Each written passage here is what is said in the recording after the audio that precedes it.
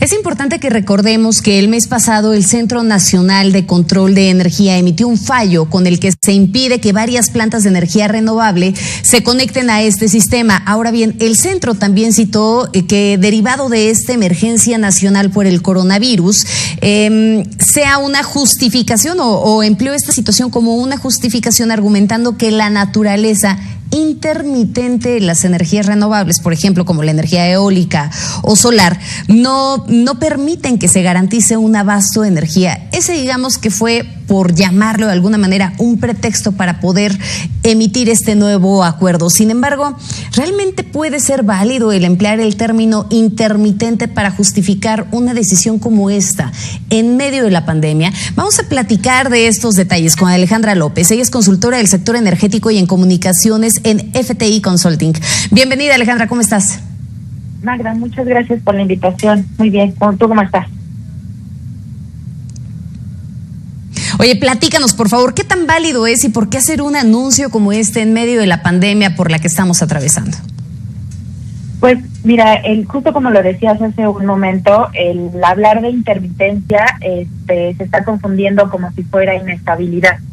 Se está pensando que las energías renovables, porque no está el viento soplando 24 horas con la misma fuerza o no está el sol 24 horas en el horizonte, pareciera que es una intermitencia que afecta a las redes eléctricas. La verdad es que la energía eólica y la solar son intermitentes, sí, pero no son impredecibles. Entonces las empresas pueden decir desde antemano, evaluar cuándo va a estar soplando el viento, cuándo va a estar el sol en su mejor punto para generar electricidad, y eso es algo muy predecible y que se puede manejar perfectamente con las redes, digamos. O sea, muchísimos países en este mundo tienen ya un alto contenido de energías renovables dentro de su matriz energética, y muy poquitos han tenido que enfrentar disrupciones como las que pareciera que están argumentando aquí en México, que no son las que se están dando. Entonces ahí hay un argumento que pudiera ser un tanto falaz al momento de hablar de las energías intermitentes, como la renovable, la eólica y la solar, como si fueran realmente impredecibles.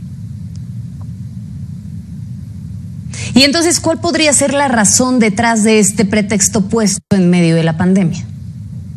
Lo que estamos viendo es que este acuerdo que emitió el SENACE y después la política que emitió el Secretaría de Energía en un sentido muy similar, siguen la misma línea que estaba planteando Comisión Federal de Electricidad cuando elaboró un pliego petitorio a inicios del año pasado, mediados del año pasado, y que la envió a la Comisión Reguladora de Energía.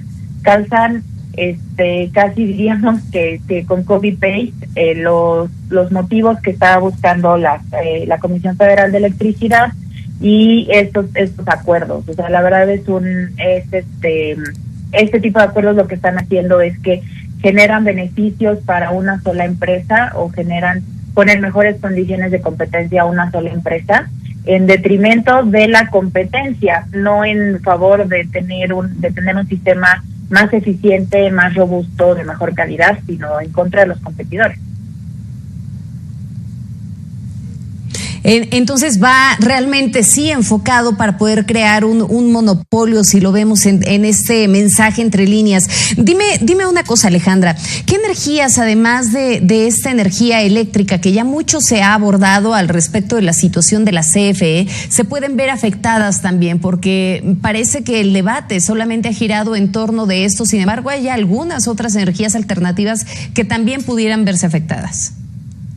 Mira, de hecho, las centrales eléctricas privadas son las que se verían más afectadas, porque entre el acuerdo del SENACE, pero sobre todo el acuerdo de política energética que publicó Secretaría de Energía, pone muchos conceptos que son a discreción de la autoridad decidir cuándo generan y cuándo no generan las centrales privadas. Entonces, ahorita el cambio más visible, porque le pega por los dos lados, es la industria de energías renovables, pero también las centrales eléctricas, por ejemplo las de gas natural o las centrales que están, las centrales privadas básicamente, se verían afectadas o se verían a merced de criterios que a nadie le quedan claros exactamente cuáles son, para poder entrar a la red.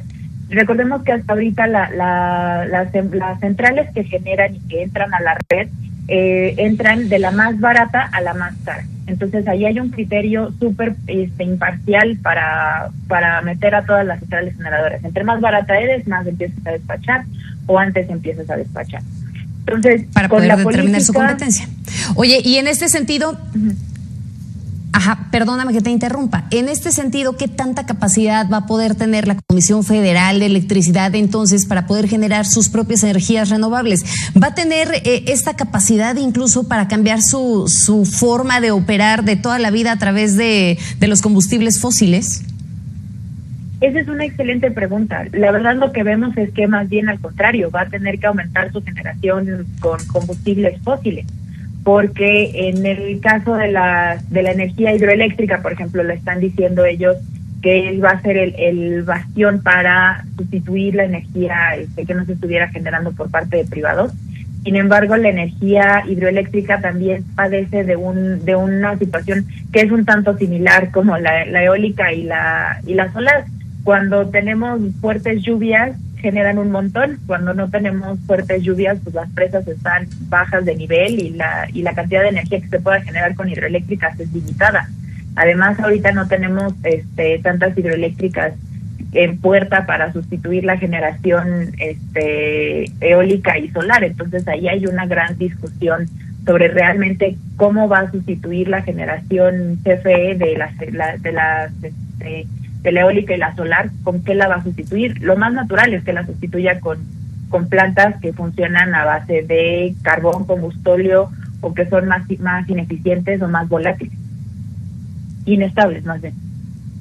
Y que seguimos viendo entonces una gran contaminación en el país derivado de este tipo de operación. Ahora bien, se habla mucho, y ya lo decíamos, ¿no? Se habla mucho acerca de la Comisión Federal de Electricidad, de este tipo de energía. Sin embargo, hay otro tema que también ha estado en debate en las últimas semanas, y eso es justamente la generación de petróleo y de los costos incluso que ha tenido a nivel mundial. ¿Cuál es el futuro que se tiene en este sentido? Vamos a ver cómo baja el precio del petróleo a nivel internacional. Vamos a seguir exactamente en las mismas. ¿Nos incrementarán o nos bajarán los costos de la gasolina y de qué forma nos puede llegar a impactar a los ciudadanos de a pie? Esa es una excelente pregunta. La verdad es que hay muchísimas personas que están tratando de ver cuál es la perspectiva hacia adelante del precio del petróleo. Lo que vimos ahorita fue una reducción muy fuerte en el consumo de petróleo por la pandemia de coronavirus, sumado a una alta oferta por todos los países productores. Ahorita uno de esos factores está cambiando, que es principalmente que se recortó la producción, y en estos días nos vamos a estar viendo cómo cambia el segundo factor, que todos los países que están reactivando su economía van a volver a empezar a consumir. No vamos a regresar a los niveles de consumo que teníamos antes de la pandemia en ningún momento pronto, eso es seguro.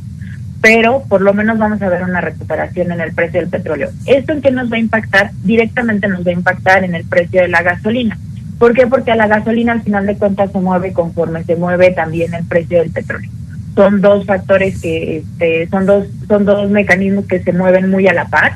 Entonces muy probablemente vamos a ver un incremento en el costo de la gasolina, como de hecho ya lo estamos viendo. México no ha abierto o no ha reactivado su economía, o no ha abierto otra vez los espacios de trabajo, pero ya estamos viendo el incremento en la gasolina y no sería de extrañarse que en las siguientes semanas siga subiendo el costo de la gasolina conforme también nosotros nos vamos hacia una mayor apertura. Pero ya veremos cuánto realmente aumenta el costo de la gasolina. Entonces vamos a tener un incremento en la gasolina, que esa es quizá la mala noticia para el ciudadano de a pie. Y con esto cierro. ¿Cuál va a ser el horizonte entonces de las energías en nuestro país, abarcando ambas que acabamos de comentar, de las energías de manera general, Alejandra? Uh-huh. Pues en el caso de los combustibles, por ejemplo, pues vamos a esperar un incremento en los precios. Veremos qué tanto realmente aumentan conforme se recupera el precio del barril.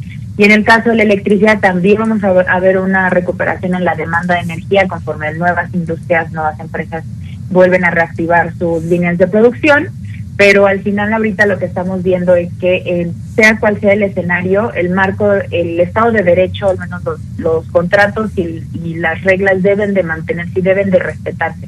porque en un escenario donde estamos a punto de entrar también al TEMEC, que está a punto de entrar en operación, es muy delicado que entremos con un antecedente de que estemos cambiando las reglas del juego en cualquier sector mediante políticas que son discrecionales o que meten mucho ruido a los contratos que ya estaban firmados. Uh-huh. Es correcto. Te agradecemos muchísimo, Alejandra, el hecho de que nos hayas tomado esta llamada. Nos mantenemos en contacto. Claro que sí, Magra. Muchas gracias. Muchísimas gracias a Alejandra López, consultora del sector energético y también en comunicaciones. Nos da un panorama completo acerca de cómo se vislumbran las energías en nuestro país. Y finalmente, lo más preocupante para todos los mexicanos es que al final del día, al final de este horizonte, a quien más le va a pesar todo esto va a ser al ciudadano de a pie, porque va a repercutir directamente en su bolsillo cualquiera de las decisiones que se tomen en el ámbito gubernamental y en el ámbito energético. Nos vamos a una pausa, volvemos.